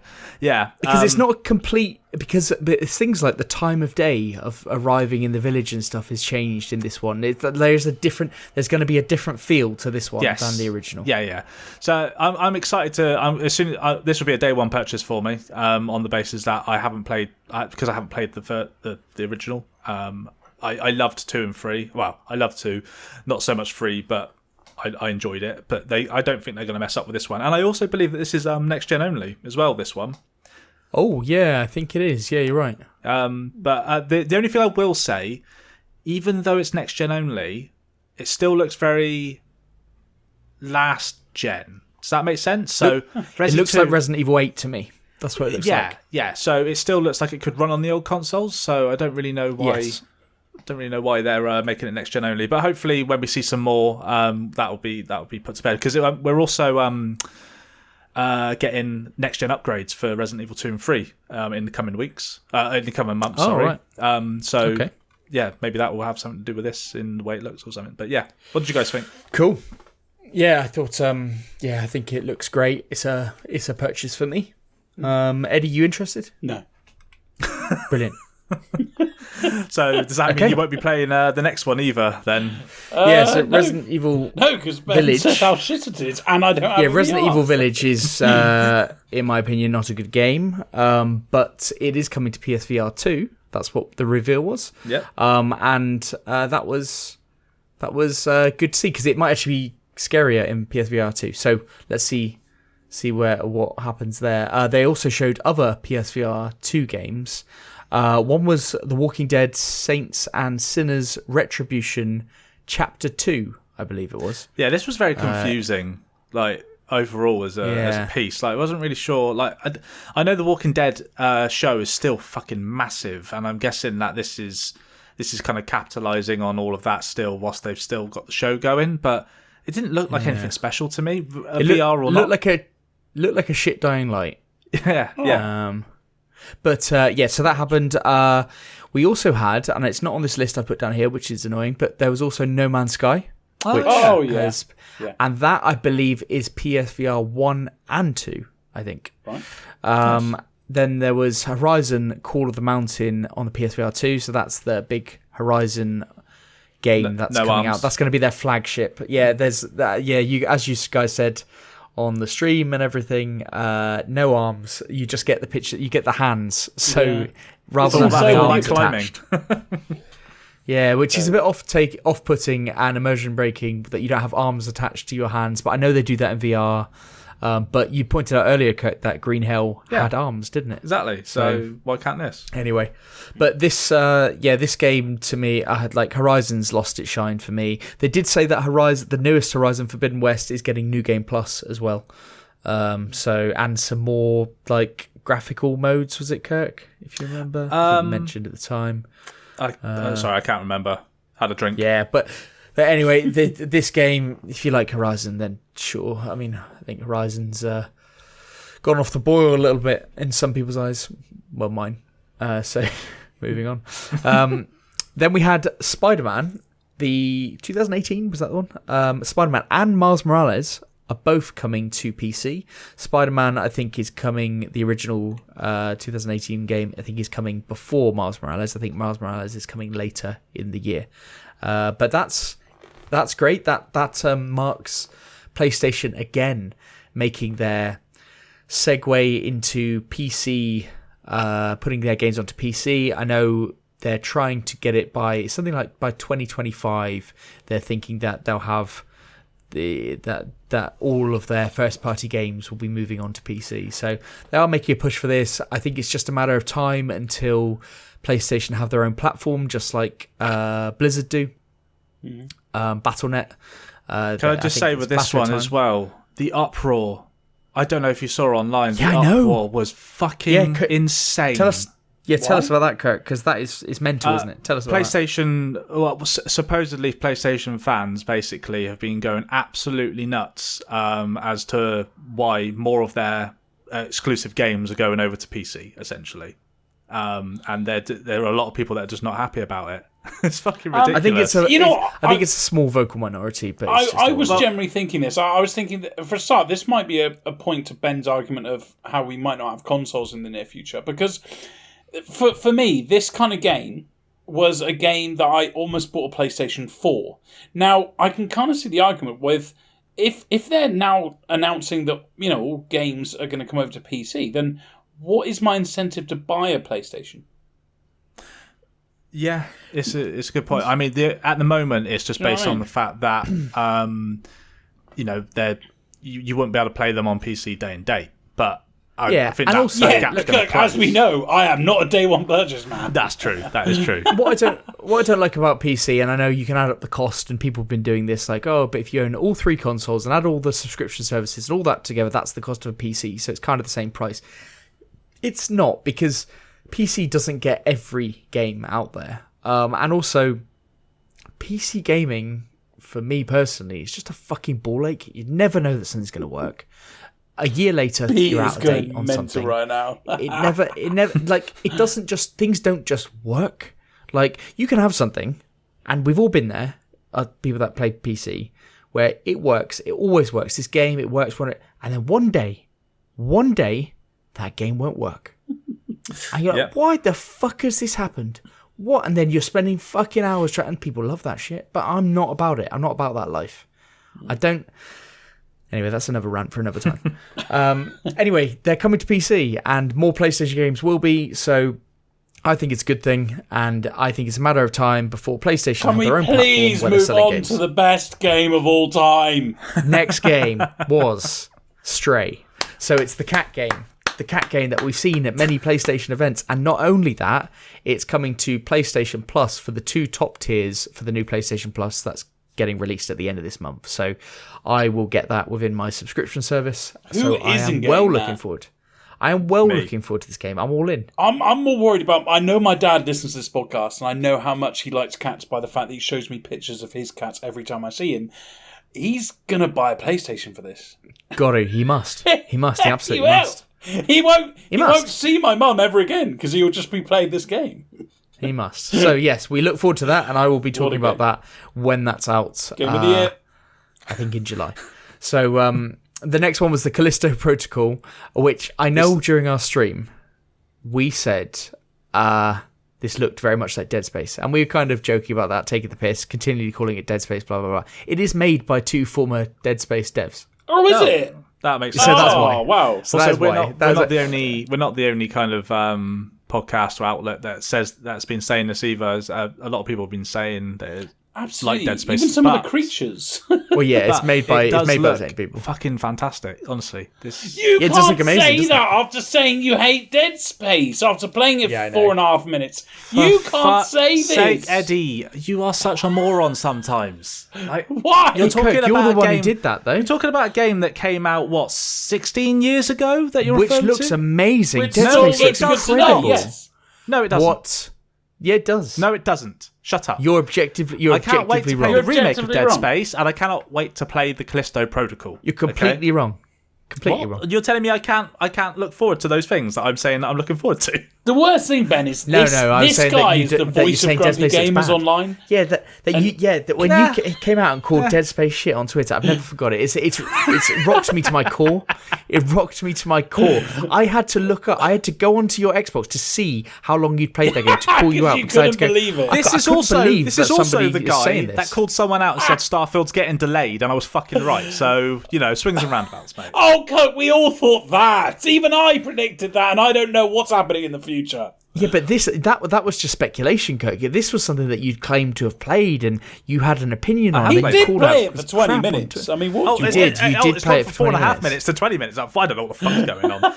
It was more like 20-25. Anyway, let's move on. It looks amazing. Callisto Protocol looks fucking great. It does. And it's coming out, I think, 2nd of December, so this year. Oh, wow. Cool. Yeah, so it's coming out before Dead Space as well. So, yeah, I will be getting that. Get that looks for play for 20 minutes. very good. Next one was Rollerdrome, which is it's like a rollerblading game with guns. Okay.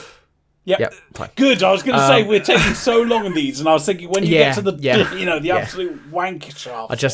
Next one was Eternites, which I don't think anybody else really liked. It's like a JRPG.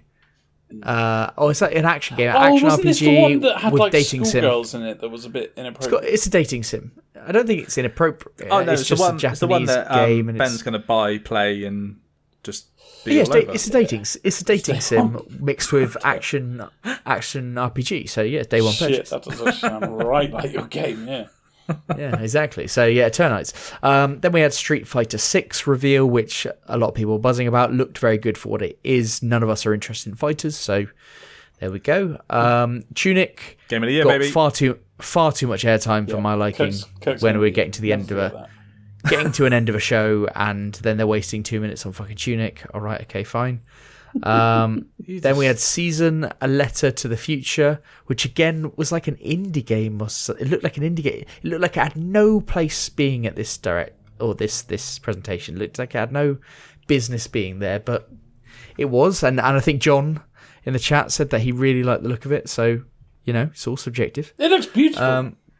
Yes, I think he said that. So beautiful. How nice did this look? Yeah. I think that was the general kind of consensus. But it looked very like, that's lovely, that's great. But why are you taking up not E3? It was PlayStation right after event? Tunic, Ben. Yeah, I know. Don't get me started again on that. But You the big played it for reveal 20 at the minutes end. and you think it's terrible. Yeah, exactly. I played 20 minutes. Well, Kirk played it with invincibility mode. So No, I didn't. No. So you know what? the big reveal at Fuck off. the big reveal at the end of the state of play was Final Fantasy 16, which I think has gone down very well with people. I think it and it looked really good. I think we were saying that, and it's quite nice. So anyway, to collate that together, there were no first party games, and there were big reveals: Resident Evil 4, there was Street Fighter 6, and there was Final Fantasy 16. Those three games are all multi-platform, so they will also be available on Xbox and possibly PC as well. So, what were your immediate feelings after this event? I don't care for it. Why have I wasted my time? Usual. I was disappointed that there was not one first party thing involved, and there's obviously a reason for that. But overall, it seemed like a decent showcase. It was, and the thing. I mean, I know you just said Tunic got too much airtime, but the overall it was snappy, which was good. And I'll give you that. They didn't spend too long on too many things. They had a nice big opener with Resi, and then most of the stuff on there was actually pretty decent. Nothing was like overall crap. Do you know what I mean? Yeah. I just don't think. I think we were just a little bit. I don't know. I think that's a really pragmatic way of looking at it, Kirk, and I hate you for that because I want to say this was shit and it was a waste of time. But you agree, don't you? All the games are good games. I mean, that's the thing. That's the consensus has been that this is a good event, and what I've had to reconcile in my mind afterwards, because I think when we were talking afterwards and you go to our YouTube video and see our immediate reaction, but what my immediate thoughts were, oh fucking hell, Sony have shit the bed here. This isn't enough. This isn't good enough for what it needs to be. But actually, like looking now, going, if you don't consider this a PlayStation event, and you actually just consider this a games event, a reveal event, it was quite good. Like there's some quite good games shown there. Yeah, that's nice. But if you actually then, the problem that I had is that I consider this PlayStation. Yeah. And to me, apart from Stray, that's the only real exclusive that I see, or Horizon Call of the Mountain, that's the only real exclusive. So that was my kind of take on it, and it just seemed like there's an opportunity. But I think Sony will, either in their own direct or something like that, there'll be God of War they've got to show somewhere, and so how about I don't know. There's more to come. Wouldn't that explain why it wasn't on this? I can't see that, I can't see it. You can't see it. I can't see God of War. We getting need delayed. Summer Games Fest out of the way first, boys, before we start making claims like that. Yeah, I wouldn't be surprised if it gets its own showcase, though. Own 20-minute showcase, like they did with Gran Turismo, like they did with Ghost of Tsushima, like they do with all their like bigger games now. So Horizon had one, so okay. But yeah, so that's our collected thoughts on that one. Shall we just jump over quickly to the Pokemon trailer? Oh yeah. Did you guys watch this one? Yeah. I skimmed through it. I didn't even want to give it the time, to be honest with you. I'm not very. I don't like the way that these Pokemon games are going, personally. I agree, Kirk. Yeah, I agree. You do? Yes. I think they need to. I know they need to try and do something new, but I don't think they do because they keep going back to old. You know old what, Kirk? patterns. I actually thought they turned a corner when they released that open world, nice-looking game. Arceus. And Ben played it on the way up to London. I was watching him the whole Arceus. time, avoiding cars. Whilst you were driving. Yeah, it was dangerous. But my God, did it look fantastic. So, and I was quite sad that they've not gone that way. But Ben, you're the Pokemon fanatic. Are there Well, new we don't Pokemon know. as well? More new Pokemon in this? Am I Yeah, right? they don't need new Pokemon. Yes, I think I'd they put should that. just. Yeah. I think they should just stop the new Pokemon and just make a much better game. But anyway, that's their generation. That's what they do, and we'll see. But it does look graphically better than the last Pokemon. So there's something a bit there. It still looks shit. Though. Looks graphically bad. And that's when you know I'm angry, when I've put something like bad, not fucking awful or something. It's fucking shit. It's just bad. I don't have time to write how bad this looks. This is the biggest game franchise in the world. Oh, yeah. Okay, this is the biggest revenue-generating game franchise in the world. And the fact that they cannot... I mean, Game Freak have never made a good-looking game. Except for maybe Town, but that was a shit game. They've never made a good-looking game. Why don't they just go at anybody else that makes a good-looking game and just say, can you just give us a hand here? Just make it look a little Ben, they're winning better. with the formula they have. So why don't they just keep on winning? So And how that's about my- this, Ben? yeah. They could even, in the back pocket, when people wake up and go, this looks shit, why do we play these games? Then they can go, bam, how about a game that looks like this? Yes, yeah, maybe. And I know the Switch has hardware issues itself, but other games look so much fucking better. Like, oh god, look at Mario fucking Strikers and tell me that doesn't look. Anyway, at least you can see the trees this time. Trees look a lot better, unlike the last game. One big thing, continually, they don't fucking do it, and it is now starting to really piss me off, is that there's no voice acting. Like, the fact that there isn't voice acting in a Pokemon game now, where there's so much, they generate so much money, it's almost like insulting. Just that's the basics. That is I forgot to mention that about Diablo Immortal. It's a mobile game, fully voice acted. Yeah. Every single thing is voice acted. And this game, from the biggest franchise in the world, can't be bothered to fucking voice act. Oh my god, that's fucking grinds my gears. That really hurts me. There did seem to be some potential evidence with the Arceus crossover of throwing the Pokeballs and throwing your Pokeball out your Pokemon. We'll have to see how that develops. I really hope that's in there. But the big thing for me was that it's open world.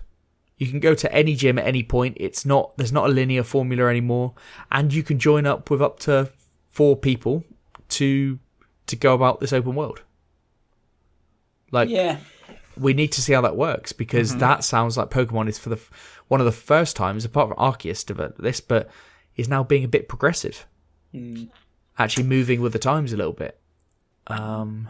They kind of dipped their toes in the last Pokemon game with like the kind of like the dungeon mechanic where you go and fight someone in a well with 4 other people, but this is actually going into the open world. So when I first watched this trailer, I was really disappointed with what I saw. Then I watched it on a rewatch, and I thought it was better the second time. But I was really disappointed that it didn't show anything to me. This just looked like another Pokemon game, and I really hope they develop this multiplayer stuff and the open world aspect. Fair enough. So yeah, so that's Pokemon, and then the other big one that we had this week was Sonic. Yeah. Okay. Sonic. And so we had an initial reveal. We had IGN first, and then we had tonight, before this, we had IGN doing their first impressions. So anyone want to start with how they thought after the first video? The first one that came out, which is basically Sonic walking around and stuff. Yeah, because that's all to our listeners. That's all it is. Go and watch it. But it's just Sonic kind of running up walls and jumping and running around this huge open world. My two thoughts to it was the world looks really nice. I think you didn't like it, Ben, didn't you? But I thought it looked really, really nice. I like that whole look. The forest, wooded areas. I did like it. Yeah. Okay. I thought it looked empty though. I thought it looked empty. Yeah. There's two bits about the world. Yeah, there didn't seem like much mechanically to even do, but I guess that's probably the early stages of the game development. Like, he ran around, and the only things you saw were like rails to grind on, and I thought, like, what's the point in this game? This just looks crap. And then the actual stuff you did see, I just thought, this is so platformy. It's almost like to me it looked like an open world platform game, and that's like the last thing I want. Did you think it looked like a tech demo? Because that's what I thought it looked like. Yes, absolutely. Yeah. I thought it looked a bit boring, and it was a bit lifeless. It was a long. I was going to call it a demonstration. It was a long video to show very little gameplay, if you know what I mean. Just doing the same thing. I thought, right, the developers are controlling this character. This isn't anyone else. This is the developers. Be better. Have a better plan. Have a better plan of what you're going to do. Yeah. Like, be more entertaining. Echoes kind of like what you two have said. That there wasn't a lot going on. It does, the actual world itself. Again, Eddie, I agree with you there. It looks nice. I get a lot of. Do you remember in Halo Combat Evolved the first, when you first land on the Halo ring? Yes, it was that kind very of much so. Look and feel that I got from it, especially when he goes to the waterfall section. But overall, I felt it just seemed a bit janky to me, and yes, I don't like. I guess what are you supposed to do in it? Like, so that brings us nicely on, I think, to the second reveal, IGN's first impressions from tonight, and one of the statements they said, because that first trailer got a lot of panning, I think. That first reveal, so the gameplay stuff got a lot of panning, and I think people were saying, "Oh God, this looks really rough. It needs more time. They should probably delay it. It looks like there's nothing to do. Blah blah blah." But this one tonight, it started out, and the guy said, he quoted somebody and said, "Don't worry, it'll be all right," as if to say, it's actually a lot better than you think. And then his review, like his first initial impressions, it was actually quite positive. It was actually really quite positive, and I thought they showed more combat. I thought they showed more about how Sonic moves, more life in the world in terms of like running actual tracks. They showed a bit of different areas just for a couple of seconds here and there, and I thought it totally flipped my impression of the game. Actually, what did you guys think? It didn't totally flip, but seeing the combat and the fact that there were a lot of various things you could do made me change my opinion of what the game was. I was just saying it to me looked like a platform open world game, but this, I need more info, but I am more optimistic about it now. What do you think, Kurt? I felt better. There did seem to be an improvement over the original trailer that I saw, which we just spoke about, obviously. But I'm still hesitant. Now, the only thing that I would say on this is I am a fan of Sonic, just not the 3D World Sonics, because I've just never felt that they've hit, and I just think it is a really hard kind of thing to kind of translate to a 3D world. I know they did it with Mario, but Mario works because of the way that it is. It's not super fast or anything like that, whereas Sonic is, and I just don't know how you are able to do that when it's not on technically rails. I'm intrigued to see how this plays in the end. I've played 3D Sonics of old. I think one that, if any listeners know about this one, the 2006 Sonic the Hedgehog that came out. Fucking hell, what a dog shit game. It's probably one of the worst games I've ever played in my life. And Eddie, you would kill it if you had ever played it. And it's just, oh god, so bad. But I'm assuming that they've kind of learned from their mistakes and with what does and doesn't work. But I guess they got to try and find that sweet spot now. you know? Yeah, I think one thing that gave me heart was I said to you guys before that they said something like that in the West, sales are like linked to Metacritic scores, which we all kind of know. And so they said they were aiming for a high score, and at least they're aiming there. At least they believe that this is something they could get there. And from what I saw in the second trailer, it gave me a lot more heart, and I am very interested in this game. I'm very interested, and it's coming out this year. But another thing, really crucially, the IGN guy said that he was playing an early build. So what we're seeing now in this first and second trailer is an early build of the game, which people weren't expecting, because this game is going to have to get rated soon. So if it's going to come out in 2022, it's going to have to go in and get rated.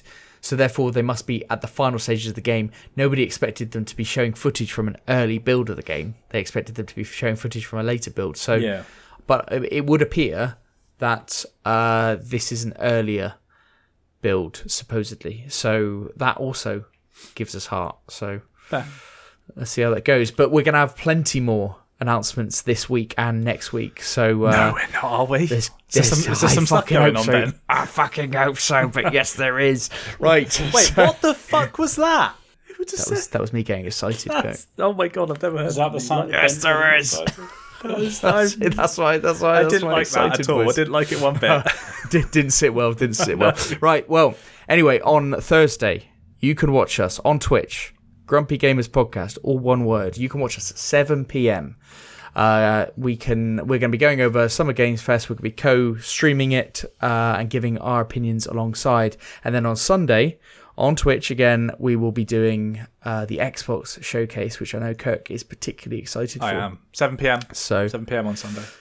7 p.m. on Sunday. So we will be doing both of those, and hopefully you can join us. And just like we did the State of Play, and we did the State of Play ones on YouTube, so check that one out. But you can email us at podcast@grumpygamers.co.uk, and you can tweet us at grumpygamerspod.